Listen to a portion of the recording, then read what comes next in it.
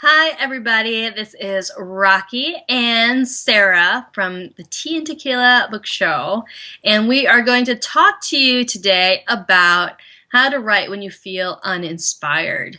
And we decided on this theme because we wanted to do a show for y'all, and we were like, what are we going to talk about? And we were both saying, I feel kind of uninspired. But we both also knew that we had to show up. And then we realized that that key is so important. That point is so important for writers because we so often feel like, oh, we only need to write when the muse is present, or we only need to write when we are inspired. But very rarely do books actually get written and finished that way. You have to keep showing up for it. So today is all about writing when you feel uninspired. Yes. Sarah, I know that you are awesome with consistency, and I know that that was a huge piece that you just showed up for anyway. Why don't you tell about that? Okay, so it started as a child, as all good stories do. I remember it distinctly was in eighth grade or middle school at some point. I made a rewards chart for myself, and I said, okay, if I hit this many number of words, I can buy this young adult series I was really all about. But I don't think it was called Young Adult back then. And it's called Julia's Story, in case everyone wants to Google it. It's out of print, but you can still get it. It's amazing. It's about World War One. Anyways, so then I put them down, or like I can watch a movie that I've been wanting to see with my friends. And I made those goals, and then I broke down roughly how many words I think it would be, put goals next, like 5,000 words next to each goal. And then I made 1,000 words a day, or whatever the number was, in a chart, like a little calendar, because I had those, it was like a puppy calendar, because I was middle school, Sarah. And I put also a star, like I got those sheets of stars that your teachers gave you and put it there. I'm one of those like obnoxious people who cannot deal with not seeing like clean, consistent things. I'm a perfectionist, so I'd make sure I got a damn star every single day on that calendar. And I'd get my rewards, and it would be super fun. So that was reinforcing for me. And also Jerry Seinfeld, I didn't know this at the time, has something similar where he makes X's, and he says the goal is every day he writes, and he goes, the goal is never to break the line of X's. So apparently I did it just as he was, or maybe even before. He came up with, probably he did it first, but I didn't know. Mine's prettier. So that's kind of what I do is, and I still think of it that way to this day. I don't mark it anymore. I've moved past that, but in my head, I'm like, did I write today? And it's, if you start doing it enough, it feels weird if you don't do it. Like I took a break between novels, and it still feels weird to me, and I'm glad to start again today. Where if there feels like something's missing to your day, if it becomes pattern, it becomes routine. And sure, there are days where I'm tired, or I don't feel well, or I just don't, it's gray and it's rainy, but you just do it anyways, because then if you, then it becomes like this monolithic thing where you're like, oh no, I didn't write yesterday, so it's okay if I skip it today. And then you get scared to go back. There's almost a fear of reentry where you're like, I've lost it. I've lost ability. And to stay in the world, you can only take about 2 days off, maybe 3, before you lose the momentum and rhythm and the characters and their voices and the setting. So yeah, I think it's just crucial to show up. And Neil Gaiman said, because I'm quoting all these people today, that he writes and he goes, I'll never, it's horrible to his agent. And there's some days where it's like, it's terrible, I'm going to toss it. But he keeps writing, not reviewing it.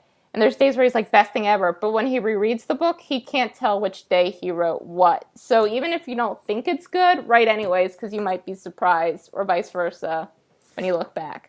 So that's how I keep going at it. What about you, Rocky? I love it. So Sarah's consistency queen.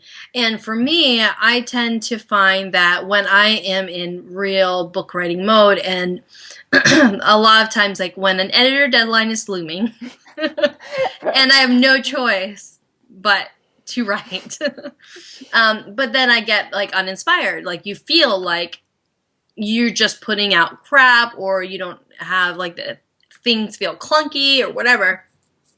Or you just would really rather binge watch Netflix.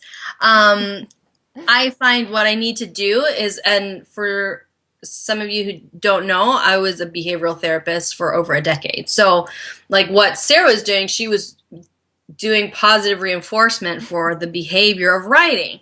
And so for me, I also need to associate positive positive things with my writing in order to make it pleasurable when I'm feeling really down in the dirt. So one is a reward system, like what Sarah was talking about. The other thing that I really like to do is I like to sort of make it like a writing date. And I know I've talked about this before, where I just like flood my area or whatever I'm doing, whatever environment I am at, as if it's like this grand occasion. So like I'll get like my favorite drink and I'll like put like some cool poster up, or I'll listen to awesome music. Music that I love to listen to, because I tend to have difficulty listening to music with words while I'm writing. A lot of times, like I'll get distracted and want to sing along or whatever. But cinematic music that you can like just Google or YouTube, that it does have words, but it has that really dramatic build. I find that I'll start writing and it'll be sort of slow going, just like the music, and then it builds, and I'm like, ah, I must write you now. And so that allows me to really tap into the emotion of what I'm feeling. For me, emotion really helps me. So I always dig into the feeling of one, either who my characters are, so I get really in the mindset of the character. I like think about what breaks their heart or what makes them joyful or what makes them have that shy smile on their face. Like I put myself in that mind and then sort of visualize what that is to them. And sometimes I'll just pluck some random thing and take a writing prompt, like what Sarah and I have in the 30-day blast is every day has a writing prompt. And sometimes it's because we just need that simple push that will get things flowing. So I'll give myself a writing prompt. I'll associate pleasure with my writing in some way or form, either a reward or just like making my environment really pleasurable. I'll turn on the cinematic soundtracks, or I'll listen to very much like my book soundtrack prior to writing. So I literally, like every time I write a book, I have like its own little vision board where it has like character lookalikes and like the mood and the setting and all that stuff. And so I'll look at that and be like, oh my God, this book is awesome. Why am I not writing it? Or the soundtrack, like I said, that like I was writing a book and it was really haunting and moody and things like that, and so that's what I was listening to. I was writing another book and it was like really quirky and silly and fun, and so that's a totally different thing. So getting into the vibe of your book allows you to start to get inspired again. So Pinterest boards, creating a soundtrack for your book, doing things like going deep into like a character and visualizing. And the other piece is I also think about, and this specifically, I do it a lot for nonfiction, but for fiction too, is think about how much as readers, how much pleasure we get from reading and like our favorite book. And what if that author just sat on her ass and never wrote that book? Wouldn't you be pissed off? So I sort of imagine pissed off readers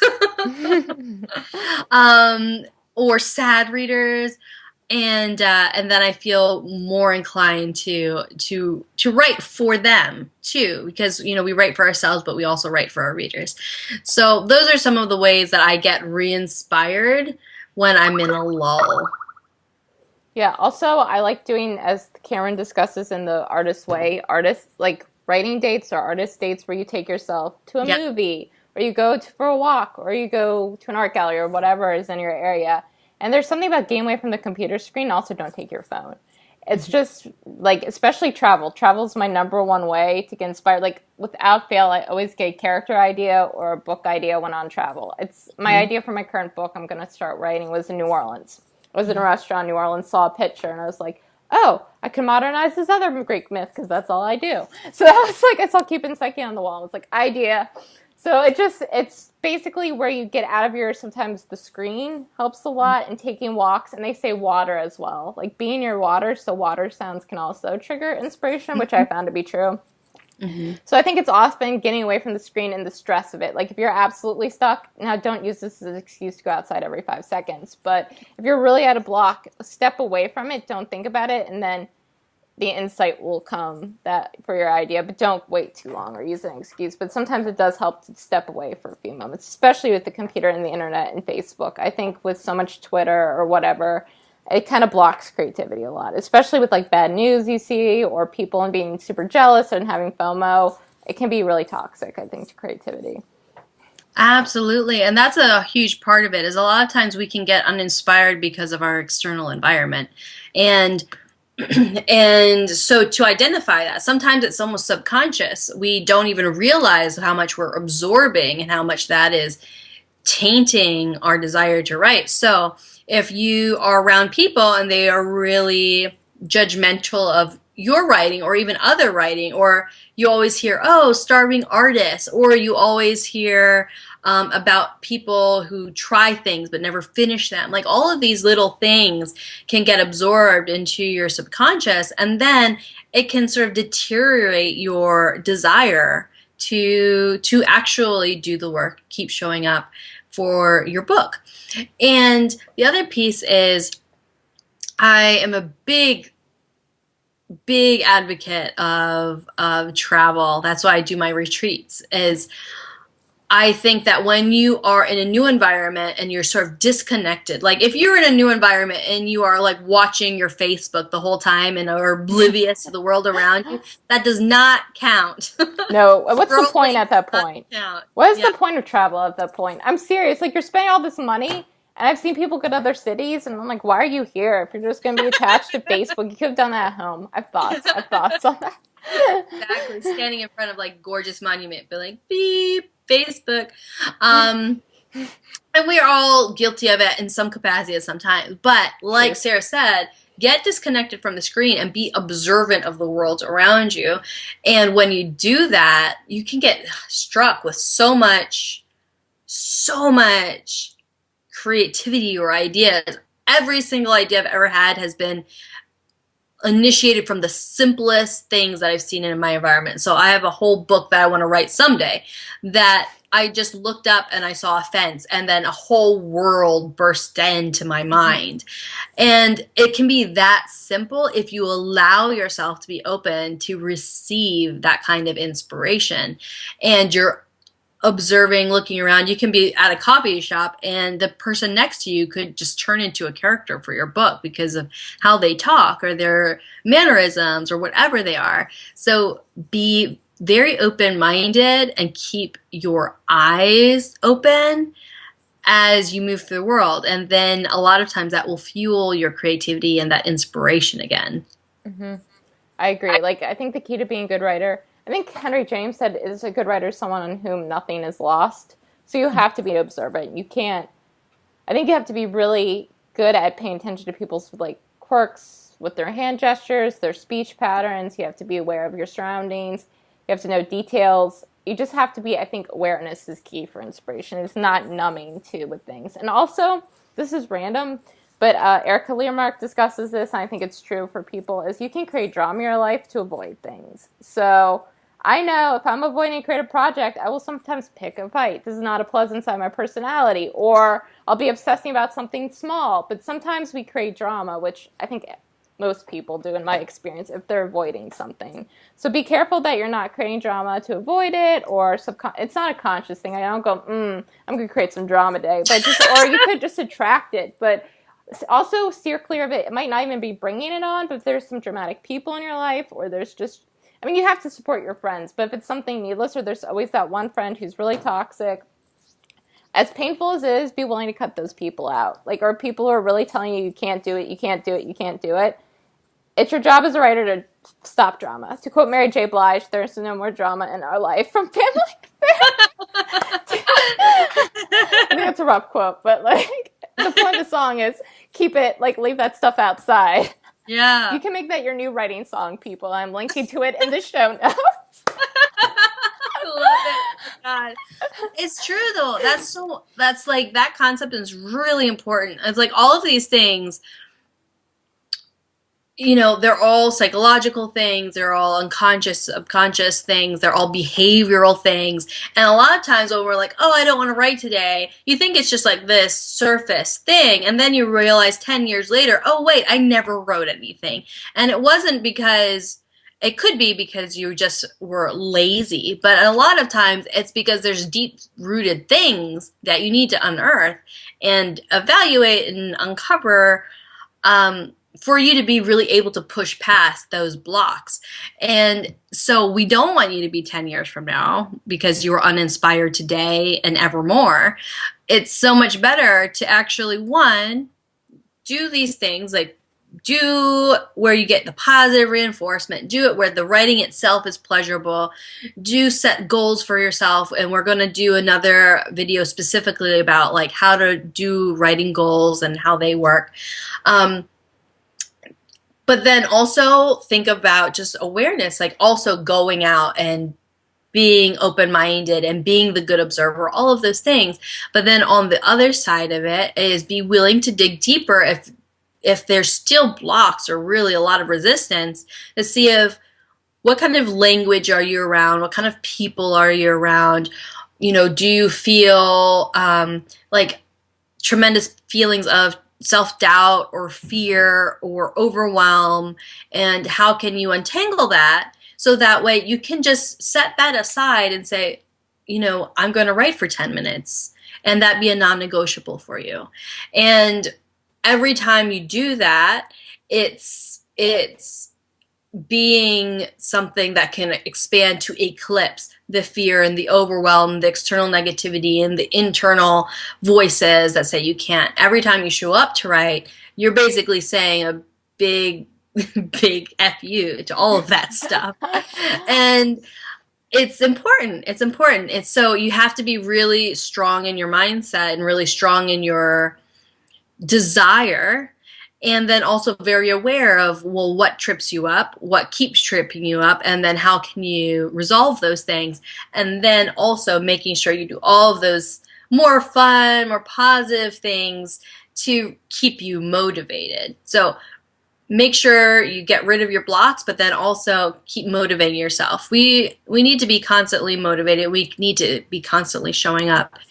And when we do all of those things, I mean, we're bound to be unstoppable in our attainment of actually finishing our books, and then more books after that. I agree, 100%. Awesome. So any last things you want to add, Sarah? I think this just proves the importance of showing up, because we didn't know what we were going to talk about, and all these ideas came forward. So sometimes you just got to show up. Exactly. I love it. I love it. So take all of this and see what applies to you. If you do something and it works, then leave a comment and share it with people that you think might need it. And always, always, always trust that you have the ability to show up even when you're uninspired. Dare yourself. Prove to yourself that you can do it, even if it's 5 minutes or 10 minutes. You will be astounded by what you're able to create. And also, if you need more help with this, do sign up for our 30-day writing blast, because we'll have prompts and we'll force the consistency, give you motivation and inspiration for that. So that will also be in the show notes below. So have a good day, everyone, and keep writing.